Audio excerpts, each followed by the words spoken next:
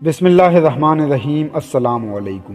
میں بلال ہوں، حبشہ کے سیاہ فام غلام ربا کا سیاہ فام بیٹا۔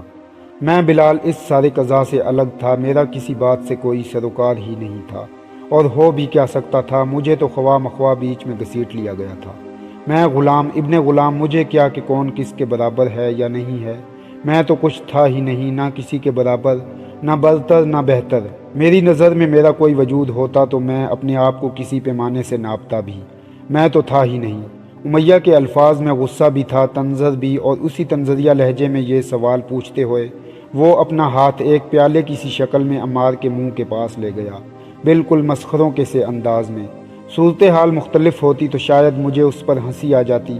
امیہ کو جواب کا انتظار نہیں تھا، اسے جواب کی ضرورت بھی نہیں تھی، ایسی بات کا جواب ہو بھی کیا سکتا تھا۔ لیکن عمار کی عاقبت نہ اندیشی کہ وہ اس سوال کا بھی جواب دینے کو تیار ہو گیا۔ محمد صلی اللہ علیہ وآلہ وسلم کہتے ہیں کہ اللہ کے نزدیک تمام انسان برابر ہیں، خواہ وہ کسی نسل کسی رنگ کے ہوں۔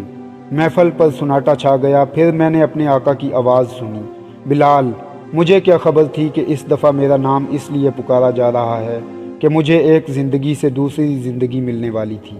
بس اللہ ہی ہے جو جانتا ہے کہ اگلے لمحے کیا ہونے والا ہے۔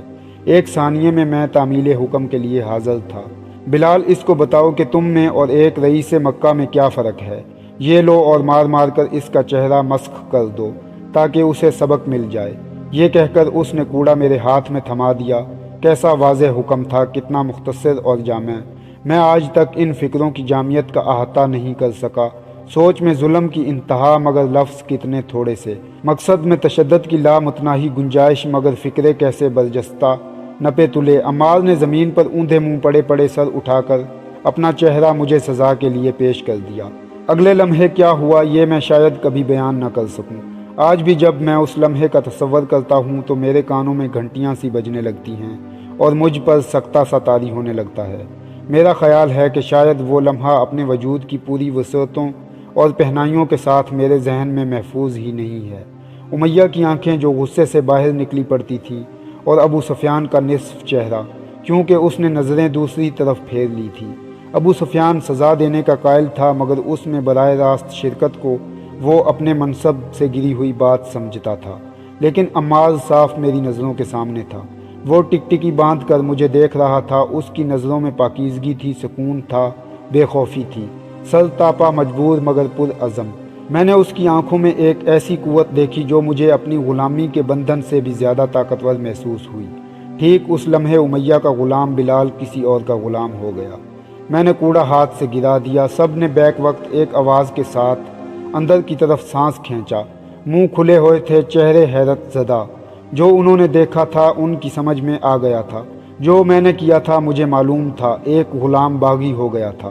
عمار نے گھسیٹتے گھسیٹتے ہاتھ بڑھا کر کوڑے کو پکڑنے کی کوشش کی اور بالا آخر کامیاب ہو گیا۔ کوڑا پکڑ کر اس نے اپنے لرزتے ہاتھوں سے دوبارہ میرے ہاتھ میں دے دیا اور ہولے ہولے کچھ کہہ بھی رہا تھا۔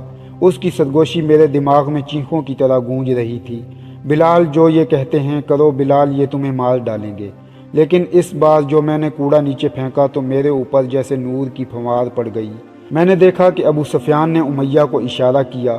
میں نے ہند کی ہلکی سی ہنسی سنی اور مڑ کر اس کی طرف دیکھا۔ میں ہند کو ساری زندگی سے جانتا تھا لیکن اس کے چہرے کی طرف دیکھنے کی جرات مجھے کبھی نہیں ہوئی تھی۔ بس اس کی کچھ جھلکیاں تھیں میرے ذہن میں جن کو جوڑ کر میں انہیں ہند کی شخصیت سے تعبیر کر لیا کرتا تھا۔ مجھے یقین نہیں آتا تھا کہ آج میں نے اسے سر سے پاؤں تک دیکھ لیا ہے۔ امیہ کا چہرہ ٹھہرا ہوا تھا، وہ غیر معمولی طور پر چپ بھی تھا۔ پھر ایک دم میری طرف دیکھا اور کہنے لگا، بلال اگر تمہیں یہ ذہن ہے کہ تم انسان ہو اور یہ کہ تمہیں بھی خدا رکھنے کا حق ہے تو کان کھول کر سن لو۔ تمہارے خدا وہی ہوں گے جو تمہارے آقا کے خدا ہیں، کوئی نیا خدا میرے غلام خانے میں نہیں لایا جا سکتا۔ پھر امیہ نے باہر نظر دوڑائی اور کہا، تمہاری اصلاح کرنی پڑے گی، لیکن آج نہیں، میں سورج کے نصف النہار پر آنے کا انتظار کروں گا۔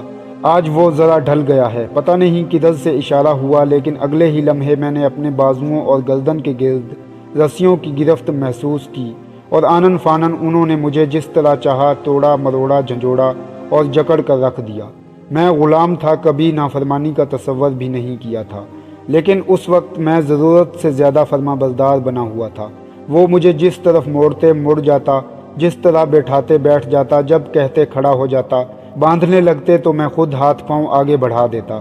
اچھی طرح مشقیں کس کے انہوں نے مجھے کمرے سے باہر دھکیلا اور دھکا دے کر غلام خانے کے فرش پر گرا دیا، کل کے سورج کے انتظار میں۔ معزز دوستو، آج کے لیے اتنا ہی کافی، ملتے ہیں اگلی ویڈیو میں۔ آپ دیکھ رہے تھے حضرت بلال رضی اللہ عنہ کی زندگی پر قسط نمبر 4۔ ویڈیو پسند آنے کی صورت میں ویڈیو کو لائک کر دیں اور چینل کو سبسکرائب کر کے بیل آئیکن کے بٹن کو دبا دیں تاکہ تمام نئی آنے والی ویڈیوز کا نوٹیفیکیشن بر وقت آپ کو موصول ہوتا رہے۔